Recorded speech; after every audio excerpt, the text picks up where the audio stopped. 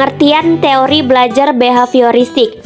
Teori belajar behavioristik merupakan teori yang mempelajari tentang perubahan tingkah laku sebagai hasil dari pengalaman. Menurut teori belajar behavioristik, belajar adalah perubahan tingkah laku sebagai akibat dari adanya interaksi antara stimulus dan respon. Dengan kata lain, belajar merupakan bentuk perubahan yang dialami siswa dalam hal kemampuannya untuk bertingkah laku dengan cara yang baru sebagai hasil interaksi antara stimulus dan respon. Seseorang dianggap telah belajar sesuatu jika ia dapat menunjukkan perubahan tingkah lakunya. Salah satu percobaan yang dilakukan John Watson pada tahun 1921. John Watson menggunakan objek penelitian yaitu balita yang bernama Albert dan tikus. Seorang balita bernama Albert yang pada awal eksperimennya tidak takut terhadap tikus. Kemudian, balita tersebut diarahkan untuk memegang seekor tikus putih kecil. Dalam eksperimennya, Watson memulai proses pembiasaannya dengan cara memukul sebatang besi dengan sebuah palu setiap kali Albert mendekati dan ingin memegang tikus tersebut. Proses tersebut dilakukan berulang kali oleh Watson. Akhirnya, ketika tikus itu muncul walaupun tidak ada suara keras, Albert menjadi takut terhadap tikus tersebut. Tidak hanya takut terhadap tikus, bahkan terhadap semua benda putih yang berbulu dan hewan seperti kelinci.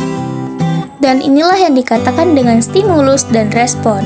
Stimulus adalah rangsangan yang diberikan guru kepada siswa, sedangkan respon adalah reaksi yang diberikan siswa dari stimulus. Kelebihan dari teori behavioristik adalah 1. Membiasakan guru untuk bersikap jeli dan peka terhadap situasi dan kondisi belajar. 2. Guru tidak membiasakan memberikan ceramah sehingga murid dibiasakan belajar mandiri. Jika murid menemukan kesulitan, baru ditanyakan pada guru yang bersangkutan.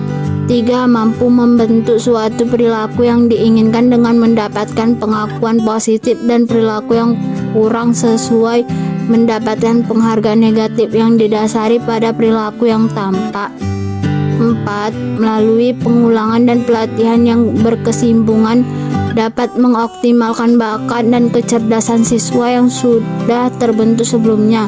Jika anak sudah mahir dalam suatu bidang tertentu, akan lebih dapat dikuatkan lagi dengan pembiasaan dan pengulangan yang berkesinambungan tersebut dan lebih optimal.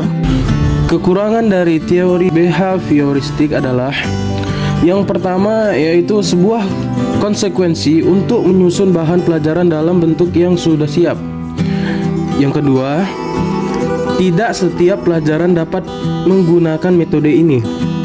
Yang ketiga, murid berperan sebagai pendengar dalam proses pembelajaran. Yang keempat, penggunaan hukum yang sangat dihindari oleh para tokoh behavioristik justru dianggap sebagai metode yang paling efektif untuk menerbitkan siswa.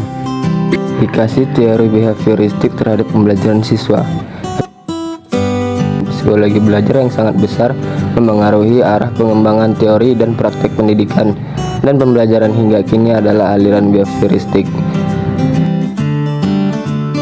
Beberapa program pembelajaran menggunakan sistem stimulus dan respon yang diwujudkan dalam program-program pembelajaran yang disertai oleh perangkat penguatan.